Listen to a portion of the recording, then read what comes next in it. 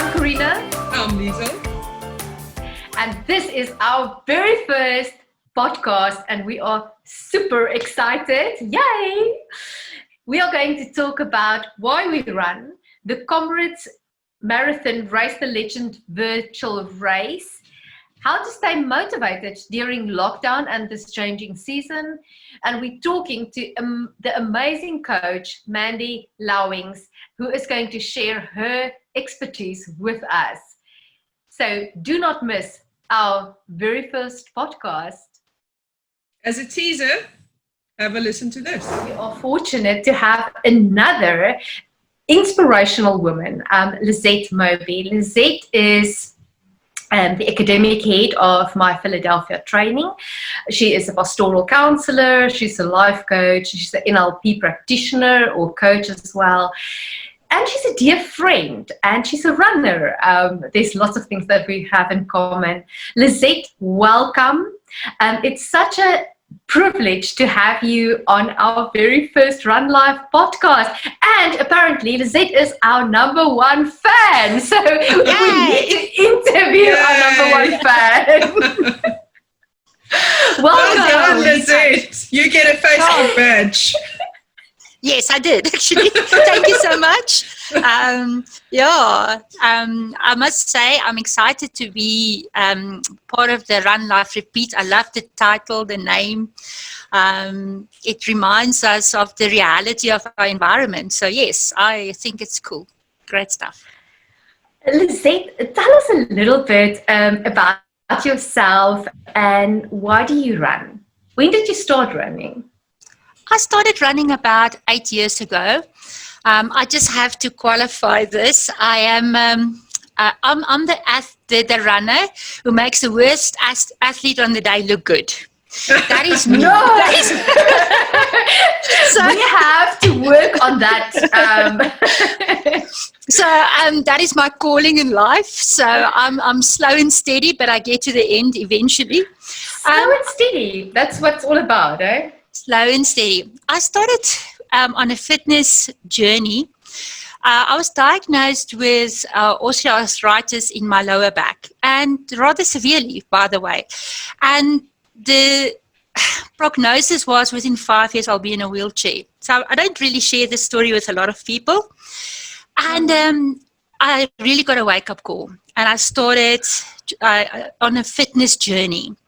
And my instructor asked me, why don't I join in a 5 kilo fun run? And I said, I will never be able to do this. I still got my very first photograph ever of participating by myself. I was terrified, if I'm honest with you. And then something magically happens as I was running by myself. I was not lost, which was a good thing. So I was sort of like, I actually had a good time, surprisingly. But I mean, I wasn't lost, which I thought I would be. And I discovered something about myself in this process of healing my body. Obviously, you can't heal from osteoarthritis. That's not what I'm saying. But my body got stronger. My agility increased. My lung capacity was amazing. I stopped using asthma medication, which I was using most of my life. So, yes, I'm still... I don't think a marathon, 42 kilometers or something like that is really, I will be able to physically do it, but it doesn't mean that I can't run and do what I can do. So, yeah. Obviously, all of us have just come out of lockdown, level 5, which was a pretty hard lockdown where we couldn't run outside of our properties at all. Level 4 had a little bit of free capacity for us, 3 hours in a day. How did you do it during lockdown? What did you do? What were you able to do during lockdown? I have to say that I live in a small town and I've got a big yard. So that is relatively big yard. So Carina told me she's going to do a marathon in her house, and she sent me the links, and I decided, wow, that's something I can actually do. So we worked out a 5 5-kilometer repeating route around my house. I think it's 100 meters to go around the edge of the property. So you have to do it, I don't know how many times to get through to 5 kilometers. And I started doing that. And actually, within less than the recommended or the time, I finished the marathon in less than the recommended time. So that to me was a huge inspiration. I must just, I don't know, we live in a very small town. So I have to just say that. And running the marathon every single day, because I ran every day. Every day I had my time that I had to do. I did 5 kilometers a day. So my neighbors would go peek over the fence. They would peek every day. They thought we were crazy. What are you doing? Why are you doing this? And it was quite a running around the house. Running around the house. Was your husband chasing you, Lizette? Something like that. He actually joined me. That would make it so much fun. I love that idea. So he actually joined me for the marathon, and we sort of like inspired one another to actually run every day. And it was really good to what I learned about it. I learned 3 things from it that was really profound for me personally. That yes, I was in my own space, my own environment, but that doesn't mean that I cannot do something new in spite of lockdown. Oh, I love that. Love that. I can do something new. What I also liked what you said was that on the first question, you said that you can't do a marathon, but you can do 5Ks. And I love that because sometimes we think, well, we have to do these big goals, we have to do these big things. And if we can't do the big things, we just don't do anything at all. And I like you saying that if I can't do that, then I'll do this. This would be fine for me if I can do this every day. 5Ks a day is a lot. It was challenging. Honestly, it was challenging. And it was also, so, and the second thing I learned was about the community of running, the running community. Because we were invited to post a photo or something on the marathon. It was a Facebook challenge and we were invited to do our things. And I posted my time one day. And again, it's not fast, and you can't really run fast in your house because you've got like trees and doggy obstacles. It's more like an obstacle course than anything else. And that you have to run around and so on. And I explained that, I almost didn't post my time. And the way that people actually reached out to me and sent me personal messages, they're saying, this is the inspiration. I'm doing something that nobody else was busy doing. I was surprised about I think I had 70 messages via Facebook on that one thing, on my slow time. But, and the person, Liezl, I just want to say something. The person told me, Lizette, just remember your 5 kilometers is still 5 kilometers. It is. You still done 5 kilometers. It's not 10 kilometers, but you still have done your 5 kilometers, the same as I have done. And you know what? There are people out there, like you just showed us with the 70 comments. There are people out there who maybe has never run 1 kilometer in their life. And your 5 kilometers is inspiring them to just maybe start. Never thought about it like that, but this is why I say I was so surprised by it, And I think the authenticity of who we are and the place that we are running from. So, yes. Lizette, very recently you also partake in Race the Legends. I think it was Sunday in a freezing cold Brandford at -8 degrees. Yes. Now, hats off to anyone running in those temperatures. It is, that is like really cold. Tell us a little bit about your race on Sunday. You must have gone really fast to beat the cold. Actually frozen. Strava told me I did my best time over 5Ks in a long time. So I was fast. You've got motivation right there. That was true. I was very excited to be able to be part of Comrades. It's, growing up in South Africa, Comrades is part of the tradition of everybody. We always watch Comrades. It's just part of our tradition. And I never thought I'll ever be able to participate within that unique race, because it's a very unique race. If you go look at it in the world about races, it's one of the top races that all athletes want to participate in at some point in time. And I always thought this was outside of my that I will never be able to do it. So lockdown has opened the door for us to be able to do it, and we were able to do it in the street. So what I did was I printed out my number.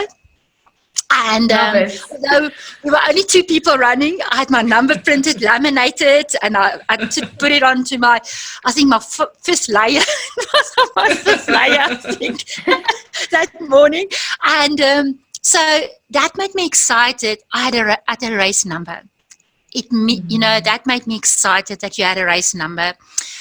So that was great. And then the timing, submitting it, we got a virtual goodie bag, which was also cool. It was cool. Lovely. That was really nice. What was in the bag? I didn't expect it. I can't remember.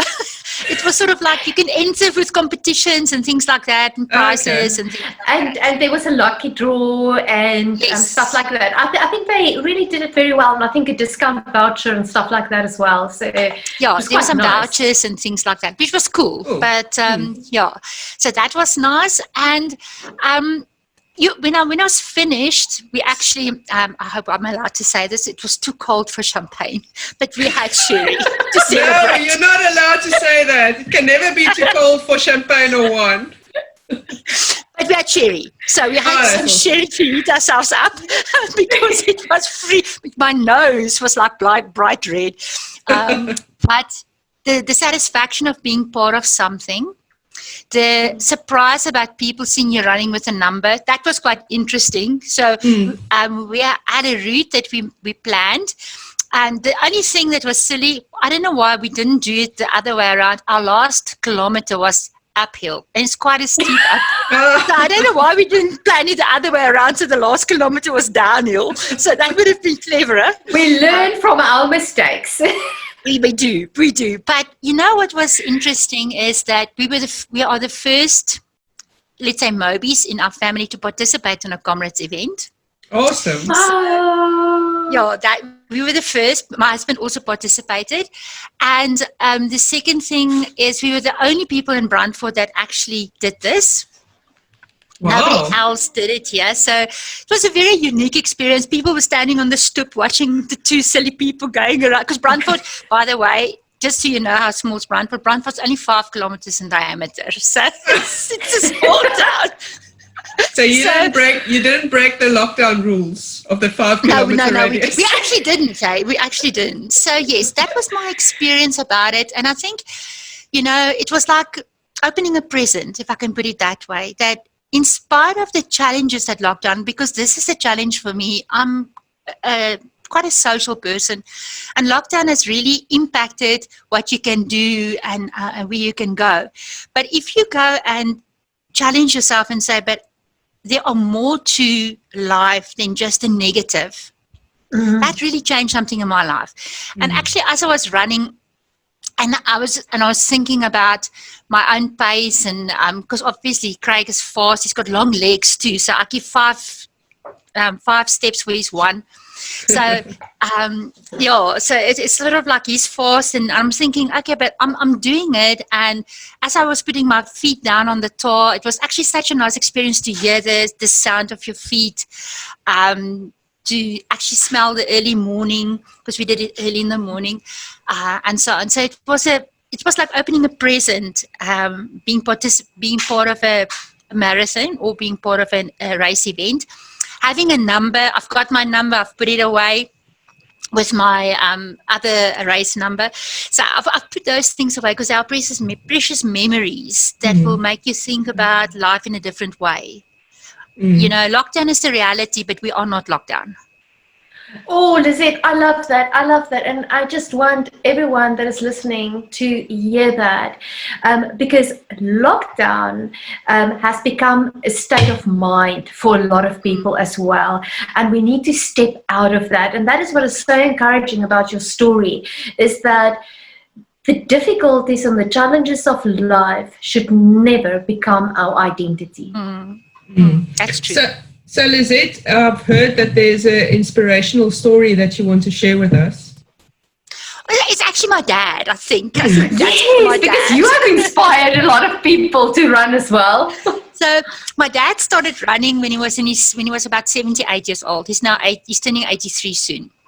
So he started running, and when he turned 82 this year, we had arranged, because he loves the city run. It's a 5-kilometer, similar to park run that you guys would probably know. City run is just a smaller, well, it's a private run, but it's a fun run thing.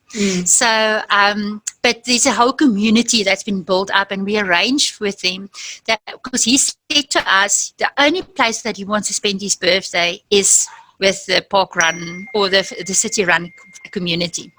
And you know, the community of runners, and this is again where I want to say about the running community, they arranged a surprise event for him that you could not believe. Somebody baked him a cake that we didn't ask for, a big cake that says 82 years old, a big cake they baked for him, and they had music, and we were running with my dad. There was 3 generations running together with him in this whole time. Lovely. And as we entered it, they played music, and everybody stayed. And I mean, there's over 400 runners on an average Saturday. So everybody stayed, and they I want to say, clap him in, and so on. And so running has become, for him, such an affirming position in his age, you know. And he did well. He did it in 45 minutes or something like that, which is, I mean, for 82-year-old, 5 kilometers, that's well done, you know.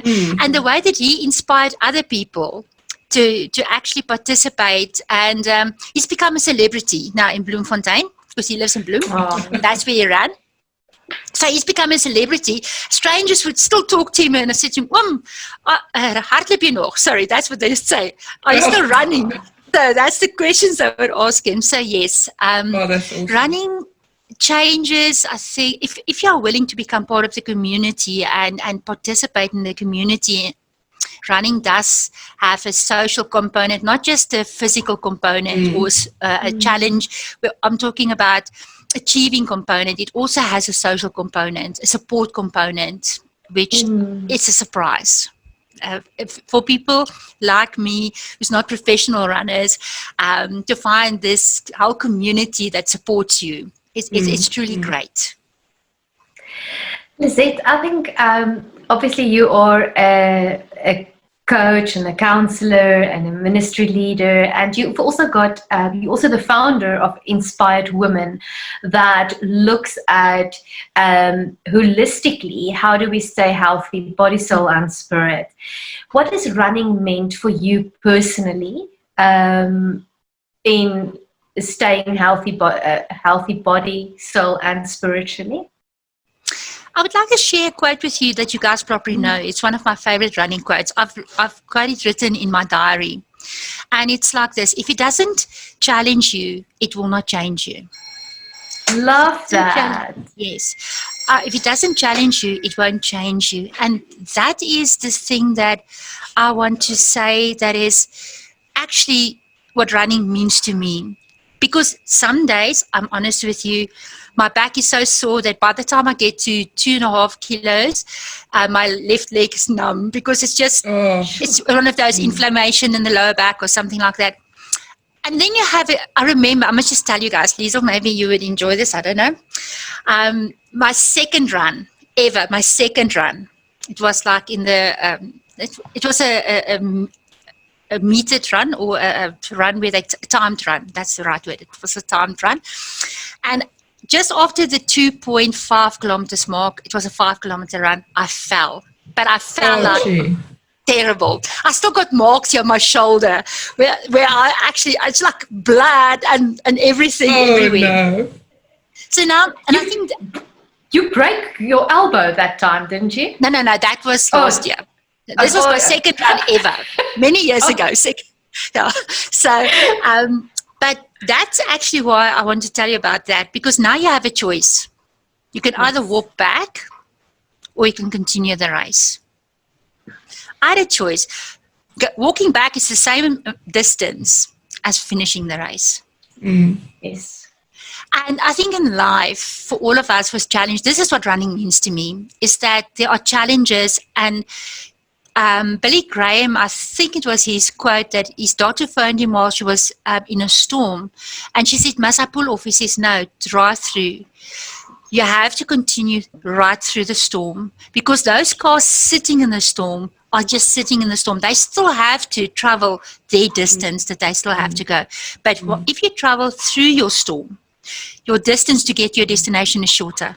And that's what I think, what we took, Carina, out of our previous interview with Mandy, is that what she said, what she actually did with the athletes, is that she said to them, you don't have to, we can't go run outside now during the hard lockdown, or maybe we can just run 3 hours a day. You maybe can't do 90 kilometers, but you can do 2. You don't have to stand still. You can do a 30-minute strength training, or you can do a 1 hour on your bicycle at home if you've got one. But whatever you can do that. Just keep on moving forward. You don't have to always do the big things. Exactly. And that's the lesson that running has taught me. And it teaches me every single time I run. Every single time I'm on the street or in my garden or on my orbital that I use, it teaches me that thing that you need to move forward. And when you rise to this challenge, something inside of you change. You complete the race set before you. And I think that's the biblical principle that I want to share with everybody. It's fantastic to be able to be the person that wins. And there are those athletes too, and they are needed, and it's important. But there are those of us that are finishers, that finish the race set before you. And for me, I've got so many powerful lessons in that space where I can't tell you what it means to me when I'm challenging my clients. When they arrive in my counseling room and they have, let's say, stress issues, anxiety, I challenge them to go find a park run or a city run. It's a free event.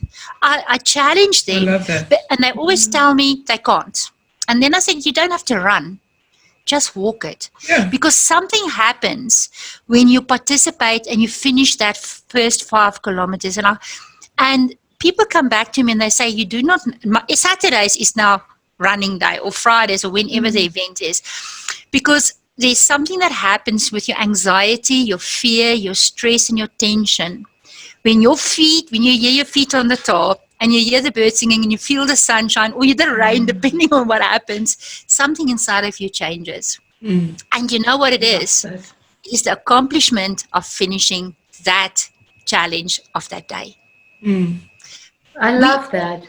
Yeah, we have that accomplishment. I have done it. It's not about the time necessarily for the average person, but in the counseling, it's about finishing that. I can tick something. I have done it, and I've got proof that I have it. That's why I always tell them, enter something that is timed. Always enter something that is timed, that you get your timing, because that timing that you get tells you I've done it. And here's my proof that I've done it. And when you've got proof of something that you've done, your brain changes. Now you know that you can do 5 kilometers because you've got the proof that you have finished it and that you've done it. And that is actually such a powerful thing that we can use as a stepping stone to overcome other challenges that life throws at us. That's very powerful. Lizette, what is your biggest running accomplishment? Last year with you guys, actually, with both of you. So I did my 10 kilometers. So that was my biggest single running accomplishment in kilometers wise. Was 10 kilometers within the cut-off time. And I wasn't lost. Don't forget the cut-off time. And my medal is well. I'm very pleased. I'm very pleased with that, and my medal is in my entrance hall. So every time I go past there, I look at it because it tells, it was important victory for me because I reached the point where I believed I can only do 5 kilometers. I had a limiting belief, and Carina told me something. She told me, Lizette, if you can do 5, you can do 10. But she didn't actually say that. She told me right in the beginning when I was starting to run, she said, if you can do 2, you can do 5. So I use that to help me in that process. And I realized something that's quite important. So, I found that motivation and my limiting belief was shattered in myself. And that's the other thing that running teaches us. It teaches us what is your limiting beliefs and how that you are the person that must work with that limiting belief. I can tell, Carina and Liezl, you could have told me you can do it, but until I've done it, I would not have believed. You have to reinforce that's a big accomplishment. That belief. Yes, absolutely. You have to reinforce that belief. And this is the other thing that I can just say to people, that this, can I say, Facebook page or so, it's about encouragement. Because many times we find ourselves, in my case, for instance, I'm the only, in my family, it sounds terrible maybe, but I'm the only person that's active, that's physically active, the only woman that's physically active. That participate in sport, that participate in physical activity. And so there's no support coming from my family necessarily for my activities. They think that it is silly and I'm wasting my time. Why do you want to get up at 4 o'clock in the morning to go to a race that starts at 5 at Bloemfontein? People do not understand that type of commitment. So what I love about this community, about the running community, is that even that there are strangers, there's something that brings us together, and that's that love to be on the road. Love that. Yeah, the love for the road, I want to say, and the support that you find from an external supporting support that's external to your immediate family, and that to me is a precious gift that I hope people who are not running will discover, like I have discovered. And we understand each other's madness. We understand why you get up at 4 o'clock in the morning. And that is in minus 8 degrees. Exactly. And why your most expensive pair of shoes is trainers. Lizette, if I know that there is so many people that have these beliefs that, you know what, I cannot change my lifestyle. I'm too old to start now. I've got health issues. I've got so many different things. What would you say to people listening that have like a little desire, but maybe doesn't necessarily have the support or think that they can really do it? Let me first go to the age question. The age question, I'm in my 50s. Okay, in this decade, I'm going to turn 60. Can you believe it? I'm getting ancient. So, and I mean, so you look 21. Oh, thank you so much. I'm going to take this recording and do it every day. Listen to it. But I'm in my 50s. So yes, one has to say that your strength fades, and that is a reality that the older you are, for instance, when I broke my arm in a running event last year, it took me far longer to heal than maybe when I was 21, let's say, because I was 52 then.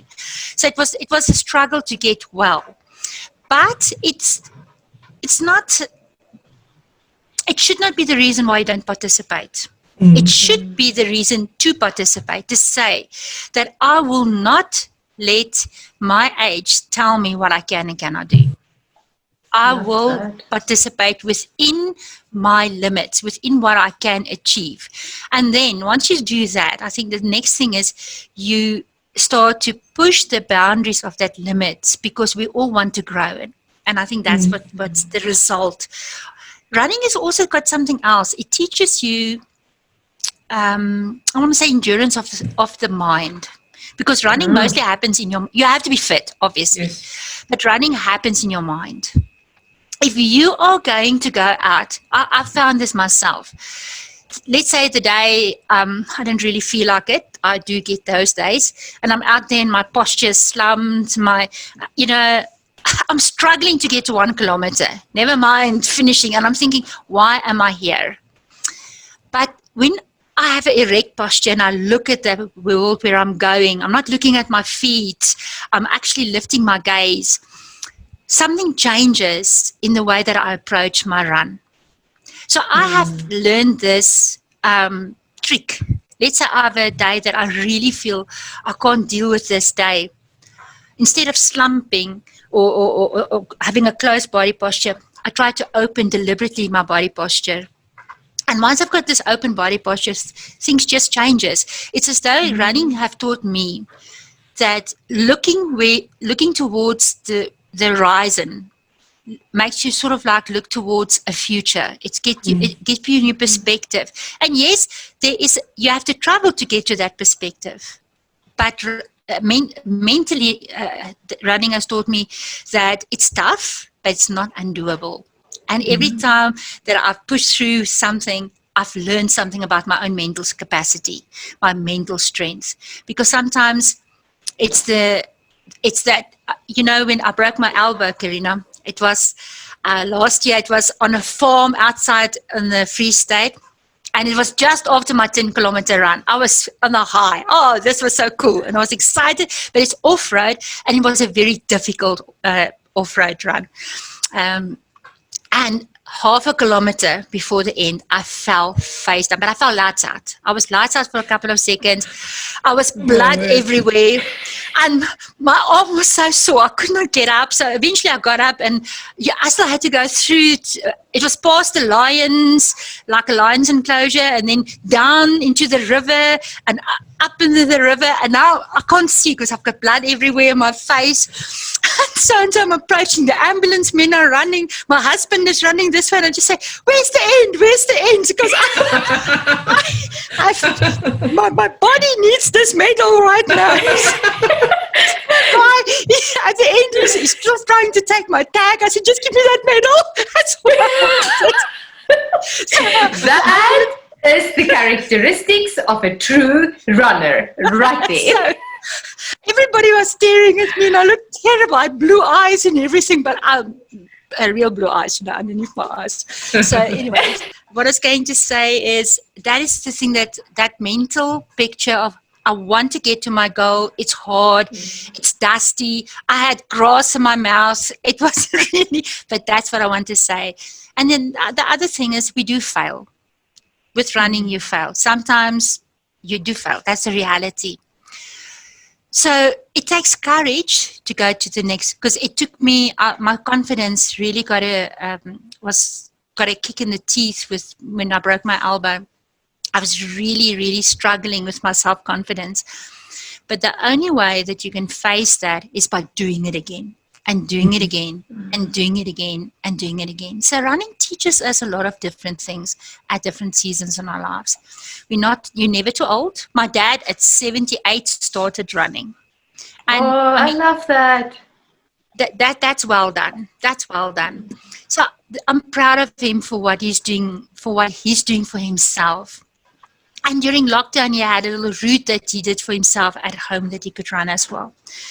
And then I think the other thing that I want to say is there's advantage to physical health that we cannot deny. Your body feels lighter. Especially as you get older, your agility and your balance is affected. Mm-hmm. So running helps you to have a good balance. It helps you with agility.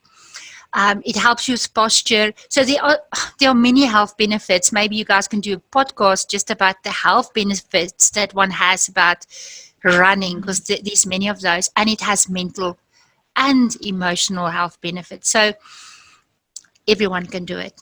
I'm a test of that. Everyone can do it. Lizette, we had so much fun talking to you. And I hope that you're going to participate and join us in the virtual race for the Cape Town Marathon. It's 5 months from now. We have enough time to prepare. I know we've got a pretty busy schedule up until then, but I think it's something that we can do and just enjoy. Any last Lizette, thoughts from thank you, you so Liezl? much. No, I just want to say thank you. And what I learned from Lizette, and what would actually inspire people is that, and I know you guys have heard this quote, is if you can't run, walk. If you can't walk, crawl. but just keep on moving forward. You never have to stand still. Just keep on moving forward. So that's a life quote for me. That one from Martin Luther King. It's a life quote. And I think it's so important that we keep moving forward. And I think we each need to form that narrative about ourselves. And I just want to say, to everybody that struggled with lockdown, and lockdown was difficult, but remember, you are not locked down.